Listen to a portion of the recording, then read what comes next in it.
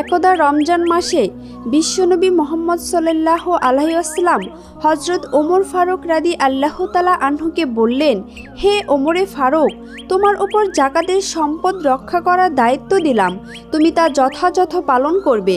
বিশ্বনবী হযরত মুহাম্মদ সাল্লাল্লাহু আলাইহি ওয়াসাল্লামের পক্ষ হতে যাকাতের সম্পদ রক্ষা করার দায়িত্ব নিয়ে হযরত ওমর ফারুক রাদিয়াল্লাহু তাআলা আনহু বাড়ি ফিরে গেলেন। তখন বিশ্বনবী রোজা অবস্থায় ছিলেন। রোজা রাখা অবস্থায় তিনি মক্কাতে হিজরত করেন। এমন সময় এক মহা জঙ্গলের মাঝপথে এসে তিনি উপস্থিত হলেন। তখন তিনি একটি হরিণকে দেখতে পেলেন। সেই হরিণটিকে একটি ইহুদি বেঁধে রেখেছিল। হরিণটি বিশ্বনবী মুহাম্মদ সাল্লাল্লাহু আলাইহি ওয়াসাল্লামকে দেখা মাত্রই সাথে সাথে বলে উঠল, ইয়া রাসূলুল্লাহ, ইয়া হাবিবাল্লাহ, আজ সকালে আমি আমার বাচ্চাদেরকে বাসায় রেখে খাবার অন্বেষণের জন্য বের হয়েছিলাম। আল্লাহর নবী গো, এমন সময় ইহুদি আমার সামনে আসে এবং আমাকে বন্দি করে ফেলে। সকাল থেকে এই পর্যন্ত সে আমাকে বন্দি করে রেখেছে। ইয়া রাসূলুল্লাহ, আমার দুধের বাচ্চা রয়েছে। সকাল থেকে এই পর্যন্ত তাদেরকে আমি দুধ খাওয়াতে পারিনি। হয়তোবা তারা আমাকে না পেয়ে অনেক অস্থির হয়ে পড়েছে এবং তাদের গলা দুধ না খাওয়ার কারণে শুকিয়ে গিয়েছে। হে আল্লাহর নবী, ওগো আল্লাহর হাবিব, আমি শেষবারের মতো আমার বাচ্চাদের সাথে একবার সাক্ষাৎ করতে চাই। দয়া করে আপনি এর একটা ব্যবস্থা করে দিন। হরিণের এই আর্জি শুনে দয়াল নবী হযরত মুহাম্মদ সাল্লাল্লাহু আলাইহি ওয়াসাল্লামের অন্তর কেঁদে উঠল। তখন নবীজি ইহুদিকে বললেন, হে ইহুদি, তুমি কেন এই হরিণকে আটকে রেখেছ? তখন ইহুদি বলল, আমি হরিণকে শিকার করেছি, আর জঙ্গলের প্রাণী শিকার করা তো বৈধ, তাই আমি হরিণকে আটকে রেখেছি।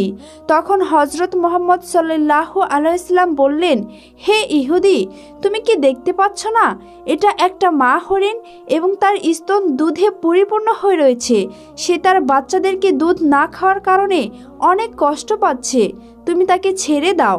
তখন ইহুদি বলল, আমি এত কষ্ট করে তাকে শিকার করেছি, আর তোমার কথা মতো আমি তাকে ছেড়ে দেব? তখন দয়াল নবী হযরত মুহাম্মদ সাল্লাল্লাহু আলাইহি ওয়াসাল্লাম ওই ইহুদিকে বললেন, তুমি তাকে ছেড়ে দাও। সে শেষবারের মতো তার সন্তানদের সাথে দেখা করতে চায়। তার সন্তানদের সাথে দেখা করে এবং তাদেরকে দুধ পান করিয়ে সে আবার তোমার কাছে ফিরে আসবে। বিশ্বনবীর এই কথা শুনে ইহুদি বলল, বনের হরিণ কি আপনার বাপদাদার সম্পদ যে তাকে একবার ছেড়ে দিলে সে আবার ফিরে আসবে? শিকার করা প্রাণী আজ পর্যন্ত ফিরে এসেছে, এর কি কোনো নজির আছে? রাসূল সাল্লাল্লাহু আলাইহি ওয়াসাল্লাম যখন দেখলেন ইহুদি কোনোভাবেই হরিণটিকে ছেড়ে দেওয়ার জন্য রাজি হচ্ছে না, তখন দয়াল নবী ইহুদিকে বললেন, হে ইহুদি, তুমি হরিণটিকে ছেড়ে দাও, তার বিনিময়ে তুমি আমাকে বেঁধে রাখো। হরিণটি যদি না আসে তাহলে তুমি আমাকে সারা জীবন বেঁধে রাখবে। তখন ইহুদি বলল, তাহলে এই কথাই রইল, আমি হরিণটিকে ছেড়ে দিচ্ছি, বিনিময়ে তোমাকে বেঁধে রাখছি। হরিণ যদি ফিরে না আসে তাহলে তোমাকে সারা জীবন মুক্তি দান করব না। অতঃপর ইহুদি হরিণটিকে ছেড়ে দিল এবং দয়ার নবী রাসূল সাল্লাল্লাহু আলাইহি ওয়াসাল্লামকে বেঁধে রাখল। ছাড়া পেয়ে হরিণটি তাড়াহুড়ো করে বনের মধ্যে চলে গেল। তখন ইহুদি মনে মনে ভাবতে লাগলো, হরিণটি আর কোনোদিন ফিরে আসবে না। এই লোকটাকে আমি সারা জীবন বেঁধে রাখবো। এর চেয়ে বোকা মানুষ এই পৃথিবীতে আর কেউ নেই। একটা বনের হরিণের জন্য সে নিজের জীবনকে বিপদে ফেলল। বনের হরিণ দৌড়াতে দৌড়াতে তার সন্তানদের কাছে এসে পৌঁছালো। তখন তার সন্তানেরা তাকে জিজ্ঞাসা করলো, আম্মাজান, আজ সকাল থেকে আপনি কোথায় ছিলেন? আমরা আপনার জন্য অপেক্ষা করতে করতে ক্লান্ত হয়ে পড়েছি। আমরা আপনার দুধ পান করতে না পেরে আমাদের গলা শুকিয়ে গিয়েছে। তখন মা হরিণ তার সন্তানদেরকে বলল, ও আমার সন্তানেরা, তোমরা জীবনের শেষবারের মতো আমার সঙ্গে দেখা করে নাও এবং আমার দুধ পান করে নাও, আর জীবনে তোমাদের সাথে হয়তোবা দেখা নাও হতে পারে। তখন হরিণের সন্তানেরা তাকে বলল, আম্মাজান, কেন আপনি এমন কথা বলছেন? কেন জীবনে আপনার সাথে আর দেখা হবে না? মা হরিণ তাদেরকে বলল, ওহে বৎসরা, তোমরা তাড়াতাড়ি করে আমার দুধ পান করো।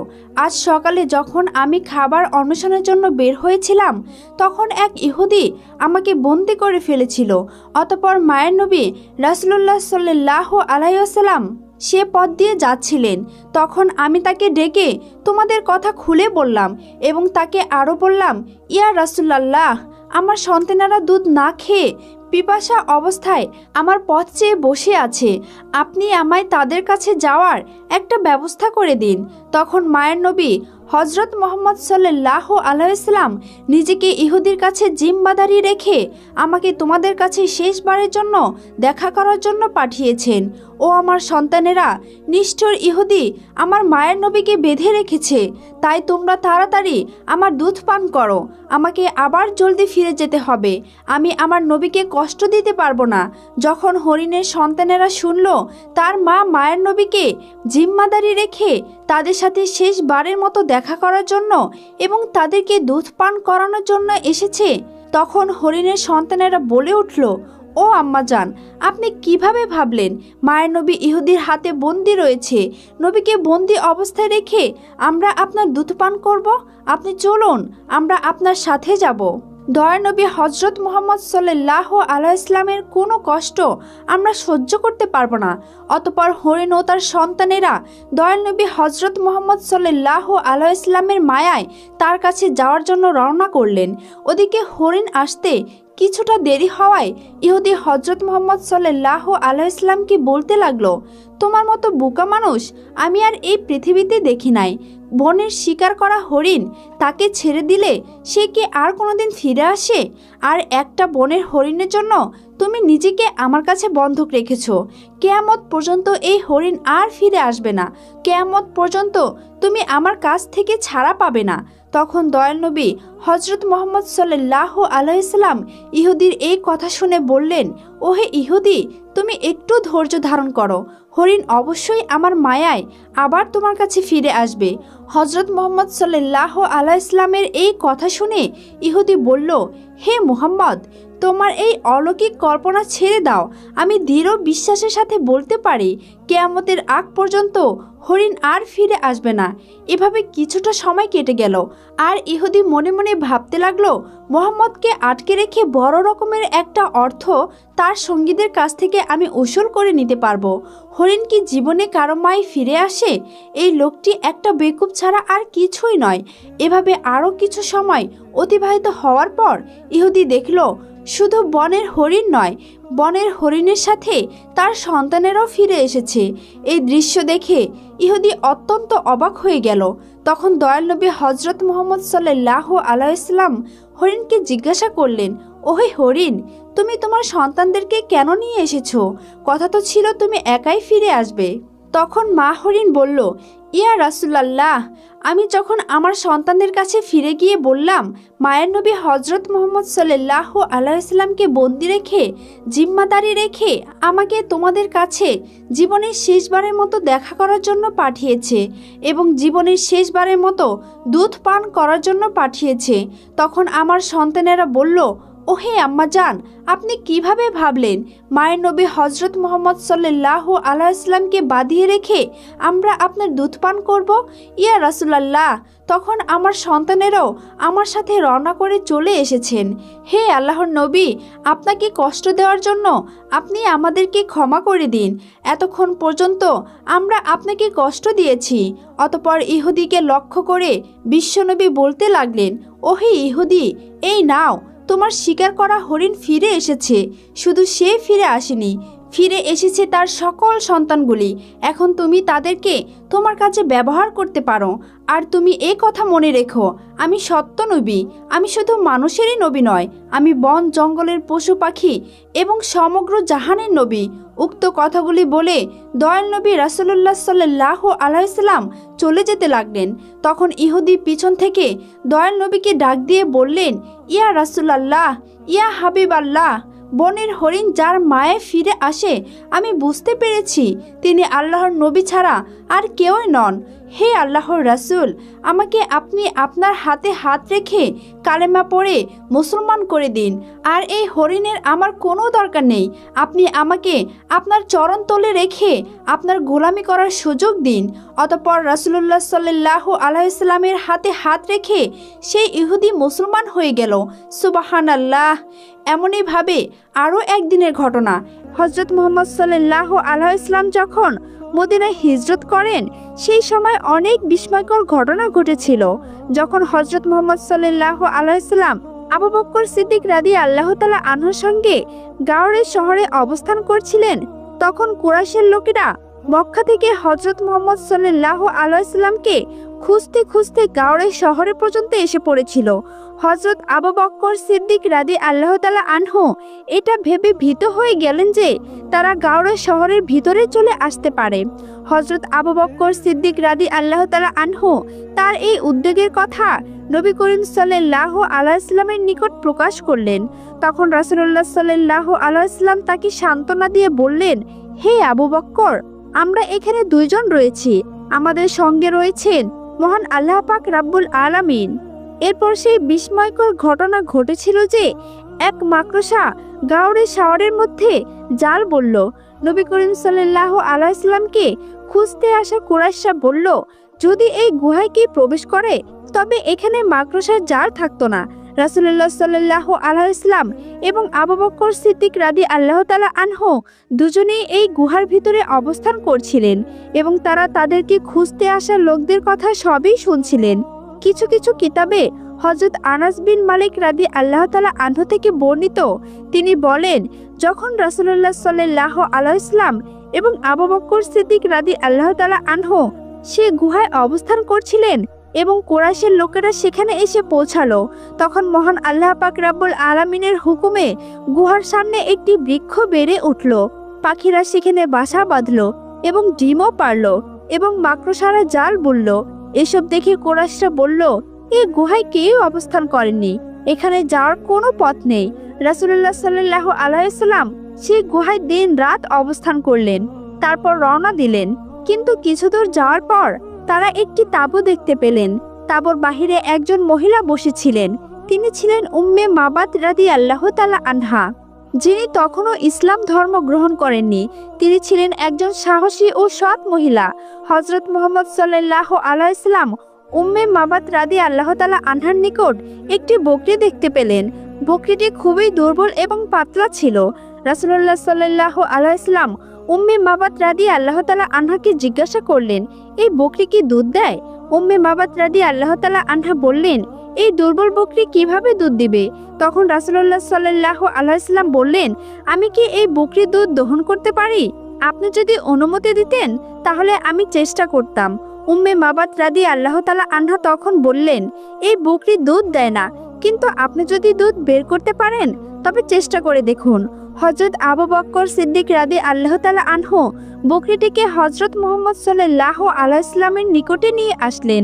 রাসূলুল্লাহ সাল্লাল্লাহু আলাইহি ওয়াসাল্লাম বকরির পিঠে ও ওলানে হাত বুলালেন এবং হাত বুলিয়ে দোয়া করলেন, হে মহান রাব্বুল আলামিন, এই বকরিটির মধ্যে আমাদের জন্য বরকত দিন।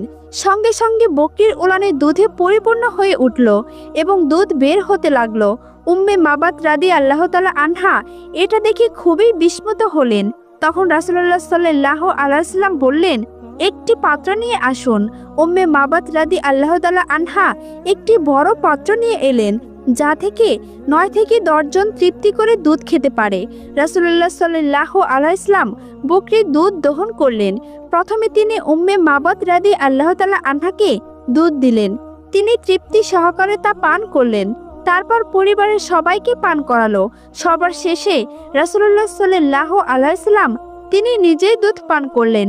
সবশেষে রাসূলুল্লাহ সাল্লাল্লাহু আলাইহি ওয়াসাল্লাম আবারও দুধ দহন করলেন এবং উম্মে মাবাদ রাদিয়াল্লাহু তাআলা আনহাকে দিয়ে দিলেন এবং সেখান থেকে রওনা দিলেন। সন্ধ্যাবেলা উম্মে মাবাদ রাদিয়াল্লাহু তাআলা আনহার স্বামী তামিম ইবনে আব্দুল উজ্জা রাদিয়াল্লাহু তাআলা আনহু বাড়িতে ফিরলেন।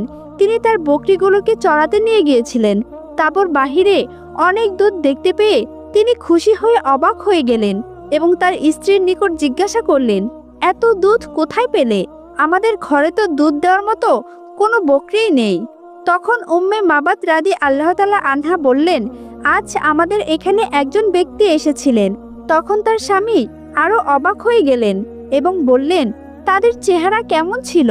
উম্মে মাবাদ রাদিয়াল্লাহু তাআলা আনহা বললেন, তাদের মুখ উজ্জ্বল ছিল, তাদের চোখ লম্বা, পলকের মুহূর্তে চকমক করছিল, তাদের কণ্ঠস্বর ছিল খুবই নরম।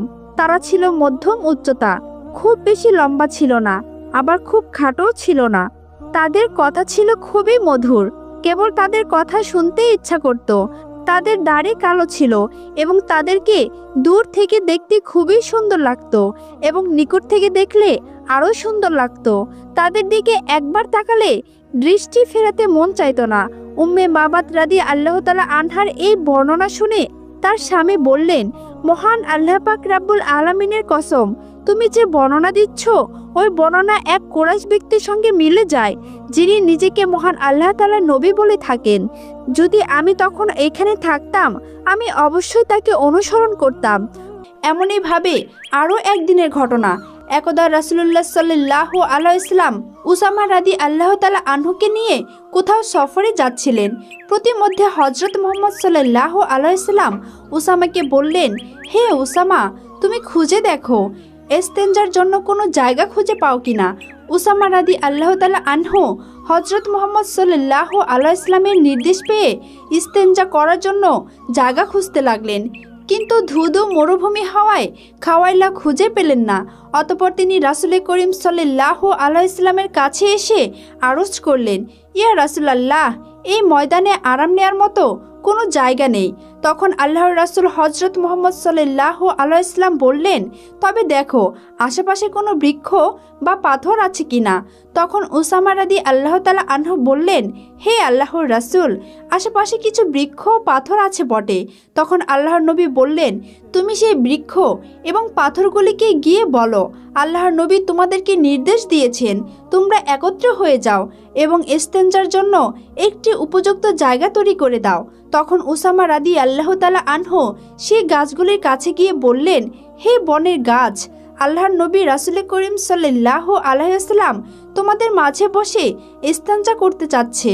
তিনি তোমাদেরকে এই নির্দেশ দিয়েছেন, তোমরা পরস্পরের সাথে একত্রিত হয়ে মিলিত হয়ে যাও এবং তার ইস্তেঞ্জা করার জন্য একটি উপযুক্ত জায়গার ব্যবস্থা করে দাও।